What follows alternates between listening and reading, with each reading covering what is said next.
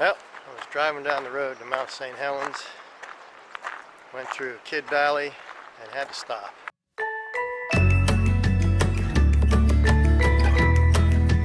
Look what I found.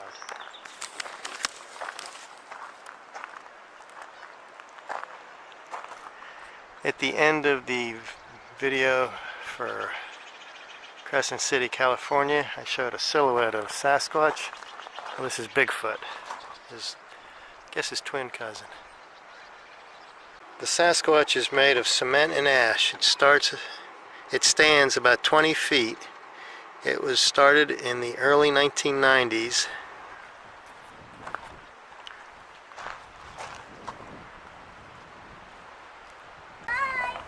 Bye.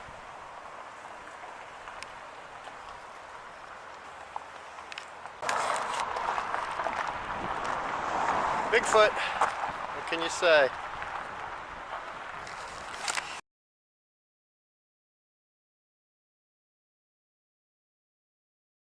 Look at all those trees up there, going up towards Mount Saint Helen. I was driving along the highway here on my way to Mount Saint Helens. Stopped because I saw this waterfall.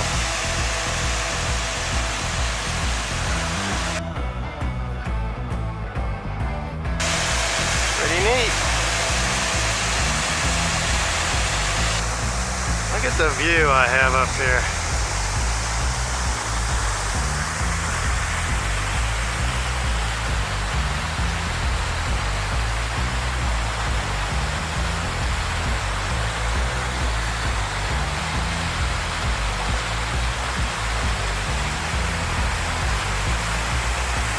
This is Hostat Creek Bridge.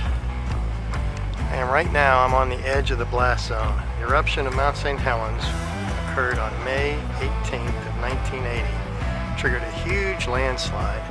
The rock fragments, highly charged gas, and superheated steam devastated almost 150,000 acres of private and state forest land. Way up there, there's still some snow in the mountains. I'm not going to be able to go all the way because a lot of the road is still closed due to snow, but we're going as far as we can. Now I'm going to drive over the Hostat Creek Bridge on the edge of the blast zone. How about that? Look out there. That's something. I am on my way to a geocache called Updraft. The reason it's called Updraft is because hang gliders come here and hang glide off. And there's the clearing field where they do it. I just got to find a way down there.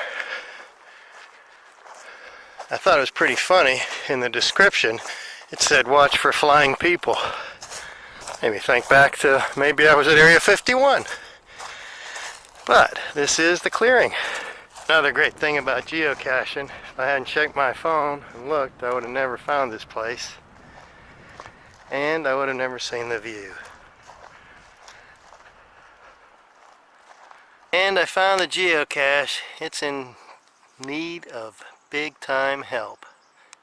But I got her. Forest Learning Center. Rest area and viewpoint, 3/4 of a mile. No, it's closed. Only open mid-May through mid-September. So from October to May, it's closed. Okay.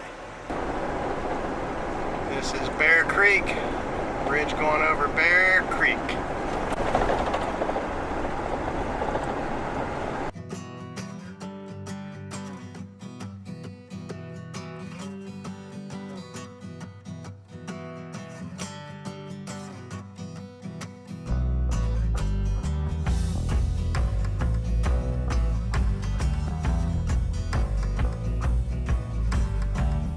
Well, like they said, it's closed. It's as far as I can go. Time to turn around and go back. Oh my. This is the Crescent Lake Trail.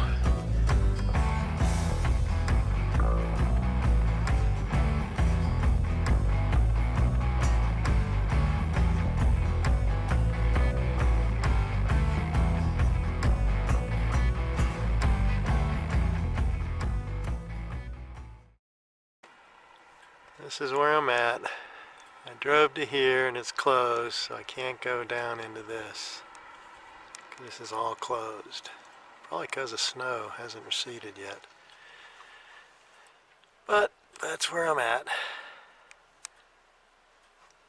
And so what I'm doing is I'm looking down here at Mount Saint Helens. And this is the North Pass where the lava flowed out and down in to the valley. Flowed out this way into the valley. Okay, the eruption began with a massive landslide that filled the valley below with an average of 150 feet of mud, rock, and huge intact pieces of mountain. This created a new landscape of hills and depressions, providing places for water to pool, forming 150 new ponds and wetlands. Virtually nothing survived the landslide. Scientists expected the return to an orderly fashion to happen very gradually. Instead, they've been awed by surprising interactions between plants, animals, and the new environment.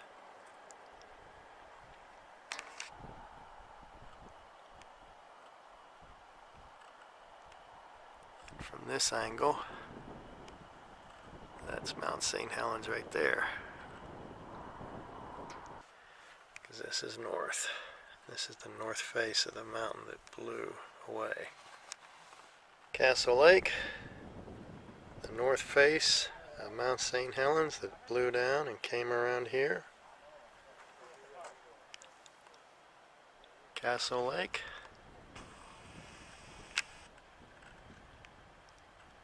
And the north face of Mount Saint Helens that blew away. Came down and just toppled all this area. So now we drive back.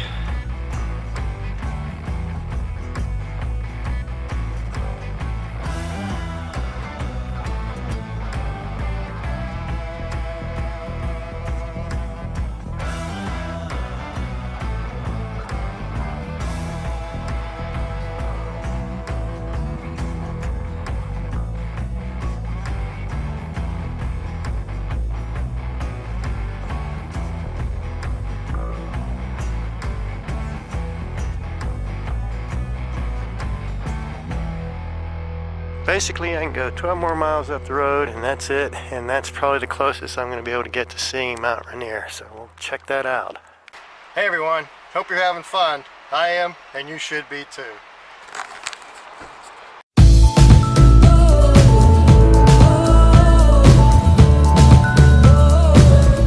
Now along the side of the road, we're up here in elevation. Still cold. Dang nabbit. But it's kind of neat seeing the snow.